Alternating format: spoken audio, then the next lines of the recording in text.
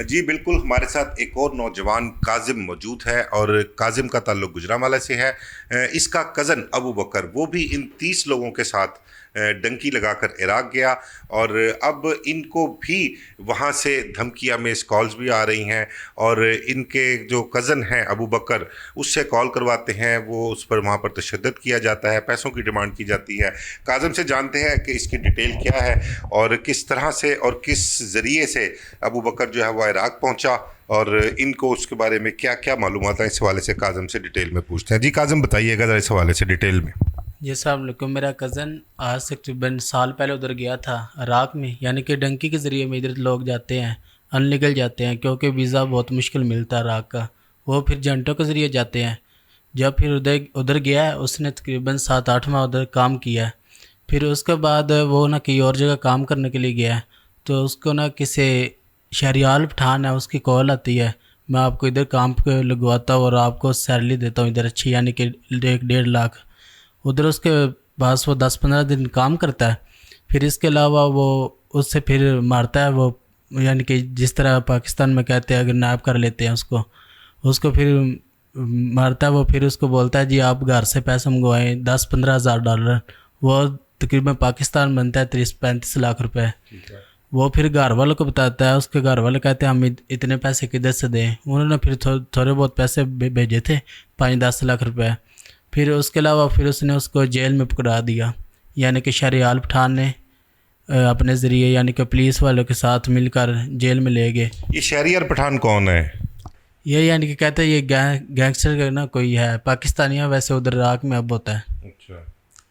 तो ये सब बंदों के साथ इस तरह के गेम कर रहा है, यानी कि जो भी बंदा उधर जाता है उसके बायोडाटा सारा निकाल कर उसको घर वालों को फिर वीडियो कॉल करता है, यानी कि उनके ऊपर जुल्म कर रहा है, कुरान वगैरह उनके अज़ों पर जिधर भी है वो सारा कुछ उसके साथ जुल्म हो रहा है। यानी कि इस वजह से क्योंकि वो उधर यानी कि कमाने के लिए गया था, आगे फिर वो जेल में चला गया। अभी उनको 8-9 माह हो गए हैं उधर जेल में ही है, तो अभी कुछ नहीं सुनाई दे रहा। लेकिन कभी कभी जुम्मे वाले दिन मुलाकात होती है उनके घर वालों की, वो भी मुलाकात इस तरह होती है 1 हफ्ते बाद, यानी कि जुम्मे वाले दिन 1 लाख रुपए पाकिस्तान भेजे तो फिर बात उनसे करवाते हैं। वो भी फ़ोन पे बात करवाते हैं। 3-4 मिनट या 1-2 मिनट। वो फिर ये कहता है हमें पैसे भेज दे, ये हमें फिर छोड़ देंगे, नहीं तो वो कभी ये कहते हैं हमारी मरीम नवाज तक, यानी कि उधर की जो पाकिस्तान की गवर्नमेंट है उनके ज़रिए हम इधर से निकल सकते हैं, नहीं तो इसके अलावा हमारे पास कोई रास्ता नहीं है।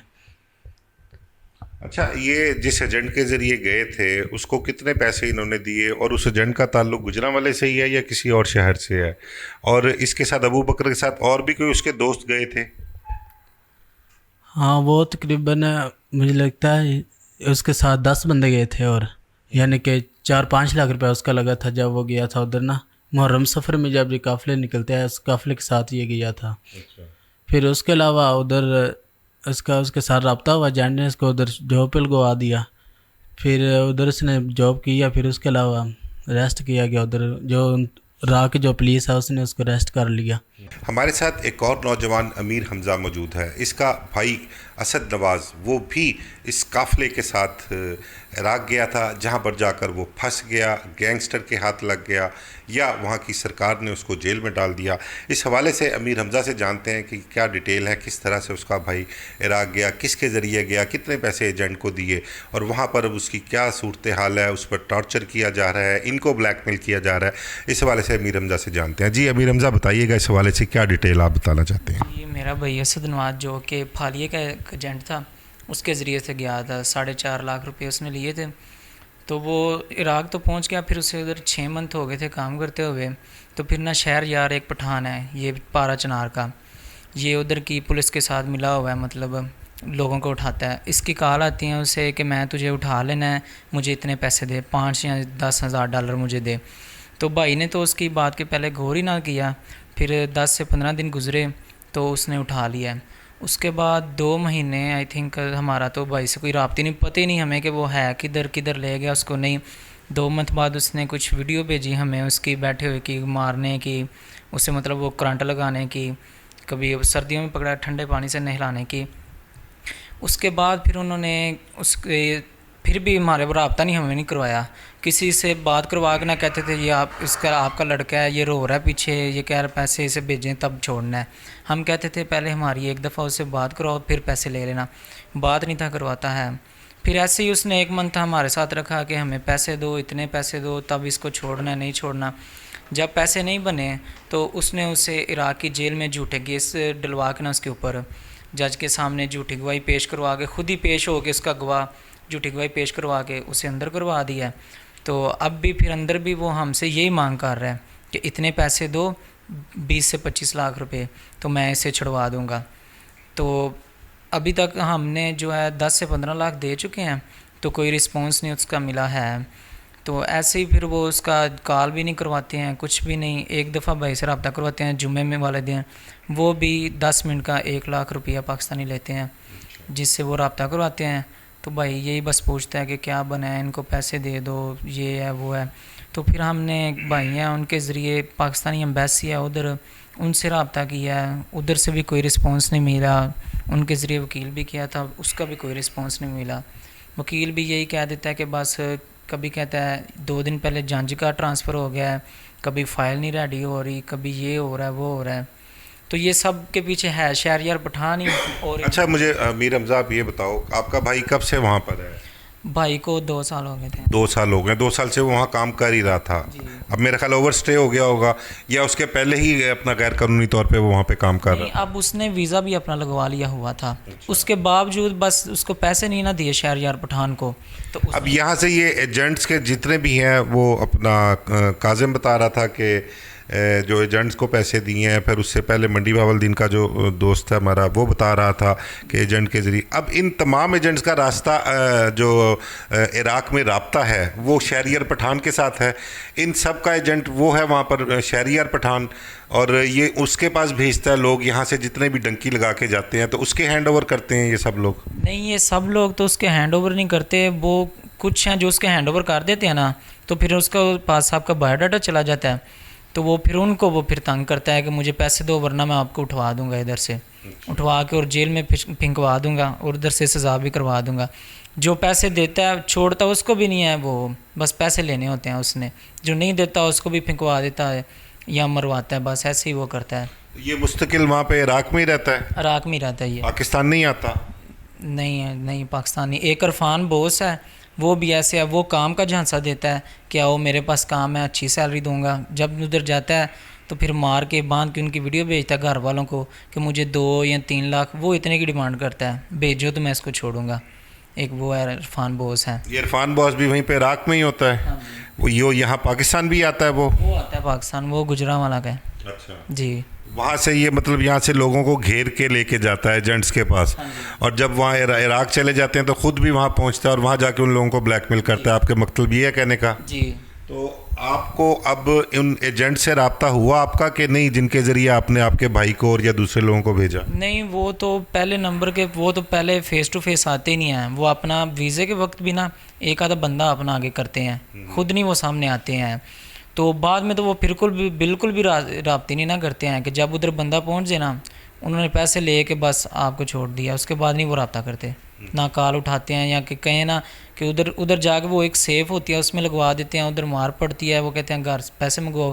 پیسے حالانکہ جنٹ کو مل گئے ہوتے ہیں, پھر بھی وہ چھوڑتے نہیں ہیں. عراق کی جیلوں میں قید 30 پاکستانی جن کا تعلق مختلف شہروں سے ہے, ان کی کیا پرابلمز ان کو وہاں پر آ رہی ہیں, اور یہاں پر ان کی فیملیز کیا کچھ فیس کر رہے ہیں, اس حوالے سے ہیومن رائٹس کے لیے کام کرنے والی بہت ایک معزز خاتون ارسا خورشید ہمارے ساتھ موجود ہیں, اور ان پاکستانیوں کے لیے وہ خاصی کوشش کر رہی ہیں کہ کسی نہ کسی طریقے سے ارباب اختیار تک ان کی آواز پہنچائیں, اور وہاں پر جو پاکستانی پھنسے ہوئے ہیں ان کے لیے کوئی نہ کوئی ایسا کام کر سکیں کہ وہ واپس پاکستان آ جائیں اور اپنے پیاروں سے ملیں. تو اس حوالے سے ارسا خورشید ہمارے ساتھ موجود ہیں, اور ان سے پوچھتے ہیں کہ انہوں نے اب تک ان 30 پاکستانیوں کے لیے کیا کچھ کیا اور ان کے پاس کیا کیا ڈیٹیل ہے. جی السلام علیکم. وعلیکم السلام. جی ارسا, ذرا ہمیں بتائیے گا ڈیٹیل میں اس سارے معاملے کے بارے میں کہ سارا معاملہ ہے کیا, یہ پاکستانی نوجوان کب سے وہاں پر پھنسے ہوئے ہیں, اور اب ان کا مستقبل وہاں پر کیا ہے, اور یہ واپس کس طرح سے آئیں گے, اور آپ نے اس کے لیے کیا کچھ کیا ہے؟ سر جیسے آپ نے بہت سارے انٹرویوز سنے ہیں, بچوں نے بات بھی کی ہے, اگر آپ اس کو کسی اسپیسیفک ٹائم ایریا کے لیے کنیکٹ کریں تو یہ بہت مشکل ہے.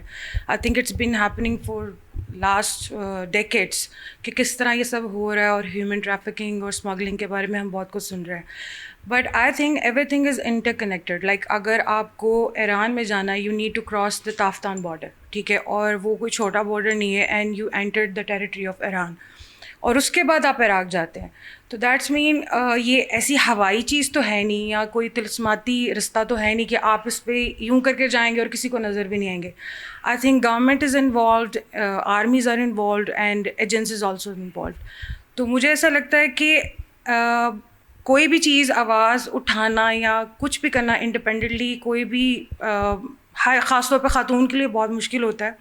تھینکس ٹو علی صاحب جنہوں نے میرے ساتھ بہت کوآپریٹ کیا, اور اس کے بعد یہ جو بچے آئے ہیں ان کی بھی آواز سن رہے ہیں, اور ہم اس پہ بہت زیادہ ورکنگ کر رہے ہیں. تو ابھی جو ہمارے پاس کیسز ہیں اس میں یہ ہے کہ ہمارے پاس جو بچے ہیں 30 جو Pakistani confirmed Pakistani nationality holders ہیں, جو کہ اس وقت عراق کی جیل میں موجود ہیں, جس کو یہ مسافر خانے بول رہے ہیں. وہاں پہ جو ان کے ساتھ ٹارچر ہو رہا ہے اور جو بھی ان کے ساتھ سلوک ہو رہا ہے, that was like out of mind. کہ اگر آپ ان کی ویڈیوز دیکھیں, آپ شاید کچھ سیکنڈ سے زیادہ ان کو دیکھ نہیں سکتے, بٹ یہ لوگ بیئر کر رہے ہیں. جیسے وہ بچہ علی ہے, وہ وہاں سارا سفر کر کے آیا ہے. تو مجھے ایسا لگتا ہے کہ اس ٹاپک پہ ضرور بات کرنی چاہیے, آواز بھی اٹھانی چاہیے, اور اس چیز کو جتنا ہم پھیلا سکیں ہمیں کرنا چاہیے. جو ان کے ساتھ ٹارچر ہو رہا ہے اس کا لیول بیانڈ دا لمٹس ہے. آپ امیجن نہیں کر سکتے ان بچوں کے ساتھ کیا ہو رہا ہے. اور اس کے بعد دوبارہ سے اس چیز کی ڈیمانڈ کرنا کہ پیسے دیں, بلیک میل کرنا, وہ تو ویسے ہی آپ کو پتہ ہے کہ بہت ہی غلط چیز ہے. لیکن ہاں, کچھ قصور ان فیملیز کا بھی ہے. میں بہت اوپنلی بات کروں گی, کیونکہ اگر بچہ کہہ رہا ہے اس نے جانا ہے, ٹھیک ہے, تو آپ اس کو کچھ ایڈوائز کر سکتے ہیں, کوئی بہتر مشورہ دے سکتے ہیں. آپ اس کو کیسے الاؤ کر سکتے ہیں کہ وہ بارڈر پار ڈنکی لگا کے چلا جائے. ہر چیز کے کوئی لیگل رائٹس ہیں, لیگل لمٹس ہیں. تو being a Pakistani we should respect that limits. اور اس کے بعد یہ کہ جو وہاں ہو رہا ہے وہ تو خیر بالکل ہی لمٹ سے بیانڈ ہے. باقی یہ کہ ہم لوگ جتنی کوشش کر سکتے ہیں ہم کر رہے ہیں. یہاں پہ جن کا نام لیا جا رہا ہے, شہریار پٹھان اور اس طرح کے, یہ وہ کامن نام ہے جو ہم اکثر سنتے ہیں. لیکن اس وقت ہم لوگ جرات کر رہے ہیں کہ ہم آن دا ریکارڈ اس کا نام لے رہے ہیں. اور اگر یہ جو پروگرام ہے یا جو میرا انٹرویو ہے یا یہ آواز ہے اگر کسی بھی گورنمنٹ اتھارٹی ہولڈر کے پاس جا سکتی ہے تو پلیز اس چیز کو غور کریں, دیکھیں. مطلب مجھے صرف یہ سمجھ نہیں آتی کہ ایک بارڈر کراس ہو رہا ہے اور وہ کیسے ہو گیا. مطلب کوئی قافلے کی صورت میں لوگ جا رہے ہیں, کوئی ایک دو لوگ نہیں ہیں, بہت زیادہ لوگ ہیں جو جا رہے ہیں. تو آئی تھنک کہ اس کو ہم لوگوں کو غور کرنا چاہیے, دیکھنا چاہیے. بہت سارے ریکارڈز ہمارے پاس ہیں جو کہ میں آن ایئر نہیں بتا سکتی, اور اس کی ریزن بھی بہت ساری چیزیں ایسی ہیں کہ شاید یہ پروگرام بھی نہ آن ایئر ہو, اور اس کے بعد اور بہت ساری پرابلمز ہیں. جیسے علی صاحب کو بھی بہت زیادہ تھریٹ کالز آتی ہیں, اور اس طرح کی چیزیں ہو رہی ہیں ہمارے ساتھ. بٹ یہ کہ we are on the mission, اور یہی دل کرتا ہے کہ کیونکہ حدیث بھی ہے کہ مسلمان جہاں پہ بھی ہو تو وی آر سیم باڈی. تو ان کو پین ہو رہی ہے تو ہمیں بھی پین ہو رہی ہے, مطلب ہمارے بچے ہیں, بیٹے ہیں. تو بس یہی ہے, اپیل ہے سب سے کہ پلیز اس چیز کے لیے تھوڑے اقدامات کریں, آواز اٹھائیں. اور مطلب as a media person you can play a very massive role. آپ اس کی کمپین کر سکتے ہیں. باقی تو چیزیں ہم کر ہی رہے ہیں, بٹ آن ایئر اس چیز کو لے کے آنا اور بار بار اس چیز کو ہیڈ کرنا, پروموٹ کرنا, it's ball is on your court.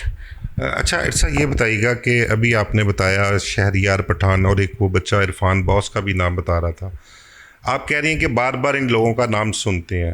It means کہ یہ اب سے نہیں, سال ہر سال سے یہ لوگ اس کاروبار میں, میں تو کہتا ہوں کہ یہ انسانی لاشوں کا کاروبار ہے یہ لوگ جو کرتے ہیں, اور لاشوں کا سفر میں اس کو بولتا ہوں.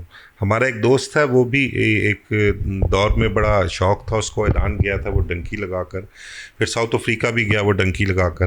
لیکن جب وہ واپس آیا اس نے پھر ایک کتاب لکھی تھی, اور اس نے لاشوں کا سفر اس کتاب کا نام لکھا تھا, اور بڑے بڑے خوفناک اس میں حقائق اس نے لکھے تھے کہ کس طرح سے اپنی جان ہتھیلی پر رکھ کر, اور کئی مرتبہ, ایک دفعہ نہیں کئی مرتبہ ایسے ان کو فیل ہوتا ہے کہ بس اگلے لمحے ان کی جان چلی گئی. اتنا خطرناک سفر یہ ہے. تو یہ شہریار پٹھان اور عرفان باس, ظاہری بات ہے وہاں پر بیٹھے ہیں, یہاں پر ایجنٹس کے ساتھ رابطوں میں ہے. تو یہ سارا نیٹ ورک, آپ ہیومن رائٹس کے لیے بھی کام کرتی ہیں, کافی آپ کے پاس انفارمیشن ہوگی. آپ نے ان کی انفارمیشن کلیکٹ نہیں کی, ان کے خلاف کوئی کارروائی کرنے کی کوشش نہیں کی آپ نے کہ ان کو متعلقہ اداروں کے سپرد کیا جائے یا وہاں پر ان کے خلاف کوئی کیسز چلائے جائیں؟ اس حوالے سے آپ کی کوئی کوشش نہیں ہوئی؟ سر ایک تو یہ لوگ خود سامنے نہیں آتے, ان کے ایجنٹس ہوتے ہیں, اور ایجنٹس اس طریقے سے کام کرتے ہیں کہ ان کے نام بھی جھوٹے ہوتے ہیں, اور وہ جو انہوں نے آفس بنایا ہوتا ہے کچھ دنوں بعد وہ آفس بھی چینج ہو جاتا ہے, وہاں آفس سرے سے ہی موجود نہیں ہوتا. ایسی بہت سی ایکٹیویٹیز ہوتی ہیں کہ اگر آپ ان کے لیے کوئی ڈاٹا کلیکٹ کرنا بھی چاہیں نا تو آپ اس طریقے سے نہیں کر پاتے ہیں. اور اس کے علاوہ یہ کہ لوگ کو اتنا ڈرا دیا جاتا ہے کہ وہ بولتے بھی نہیں آ کے کہ ہم لوگ آ کے نام لیں یا بات کریں یا کسی چیز کے بارے میں حقائق بتائیں. تو اب جس طرح آپ لوگوں نے بچوں کے انٹرویوز کیے اس میں سب بچوں کو کنفرم نہیں تھا کہ ہو واز دا ایجنٹ. تو اس سے آپ کو کیا لگتا ہے کہ وہ جھوٹ تو نہیں بول رہے ہیں, یا تو وہ ڈرے ہوئے ہیں یا وہ ایجنٹ بار بار اپنے آپ کو اس طرح سمجھ لیں کہ چھپا لیتے ہیں یا کنسیو, جو بھی آپ اس کو کہنا چاہیں کر سکتے ہیں, کہ وہ لوگ اوپن نہیں ہوتے. تو ہم جب بھی ڈیٹا کلیکٹ کرنے کے لیے کوشش کرتے ہیں تو نیکسٹ ٹائم کوئی اور نام ہوتا ہے, کوئی اور ایجنسی ہوتی ہے, کوئی اور نیٹ ورک ہوتا ہے, تو اس وجہ سے. لیکن ہاں وہاں کیونکہ وہی نام بار بار ریپیٹ ہو رہا ہے تو اس کا مطلب ہے کہ وہاں پہ تو اس کی اتھارٹی ہے, لائک اس کیا وہ ڈان سمجھ لیں, اتھارٹی ہولڈر سمجھ لیں, جو بھی ہے, بٹ اس کا نام ریپیٹ ہو رہا ہے. ہاں لیکن وہاں پہ جو ریسیونگ ایجنٹس ہوں گے وہ بھی بار بار چینج ہو جاتے ہیں, کہ وہ جو کون لے کے جا رہا ہے, کیسے لے کے جا رہا ہے, وہ بھی بار بار پھر چینج ہو جاتے ہیں. اچھا, آپ نے بھی ذکر کیا کہ آپ کو تھریٹس بھی آتی ہیں سم ٹائم. وہ تھریٹس کس کی طرف سے آتی ہیں؟ کون لوگ ہیں جو آپ لوگوں کو دھمکاتے ہیں, آپ لوگوں کو یہ نیکی کا کام کرنے سے روکتے ہیں؟ سر اس کی ڈیٹیلز آپ کو علی سندھو صاحب بہت زیادہ اچھے طریقے سے بتا سکتے ہیں, کیونکہ بہت ساری چیزیں ہیں جو علی صاحب کے پاس ہیں, اور آئی ہوپ کہ انہیں کو ہی بتانی چاہیے, کیونکہ مطلب ہی از اے کنسرننگ پرسن, تو ان کو پتہ ہونا چاہیے. بہت شکریہ عرصہ آپ کا. اس کیس کے حوالے سے جو ان 30 نوجوانوں کا کیس ہے اور جو وہاں پر عراق میں پھنسے ہوئے ہیں, وہاں کی جیلوں میں ہیں, یہاں پر جو اس کو کیس کو پرسو کر رہے ہیں, ان نوجوان نسل جو ہے ان کے اہل خانہ کو ساتھ لے کر چل رہے ہیں, ان کو ہیلپ آؤٹ کر رہے ہیں, ان کے حوالے سے آواز اٹھا رہے ہیں. سینئر ایڈوکیٹ ہیں علی سندھو, ان سے بھی اس حوالے سے بات کرتے ہیں اور ان سے بھی پوچھیں گے کہ ان کے پاس کیا ڈیٹیلز ہیں اور ان کے ان بچوں کو واپس پاکستان لانے کے حوالے سے ان کا کیا عزائم ہے اور وہ کیا کچھ کریں گے اس حوالے سے.